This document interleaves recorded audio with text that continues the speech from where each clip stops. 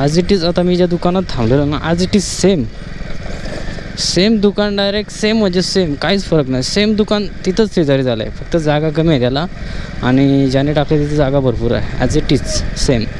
म्हणजे भाई बघ, एखाद्याचा धंदा चांगला व्हायला लागला ना, लगेच आपली लोक सेम नाही म्हणजे टाकायला पाहिजे असं नाही, पण ॲज इट इज सेम म्हणजे सेम एकदम परफेक्टमध्ये. पण क्वालिटी वर्क होते की नाही होते का मला माहीत नाही, पण भाई ड्रॉबॅक आहे ना भाई. हां, त्याच्यावर धंद्यावर इफेक्ट पडणार आहे थोडाफार, जास्त नाही थोडाफार पडेल, कारण की क्वालिटी मॅटर करते भाई. Quality, it's a quality. जसं की मी क्वालिटीवर खूप ध्यान देतो, कामामध्ये पण असू दे, आपल्या सगळ्या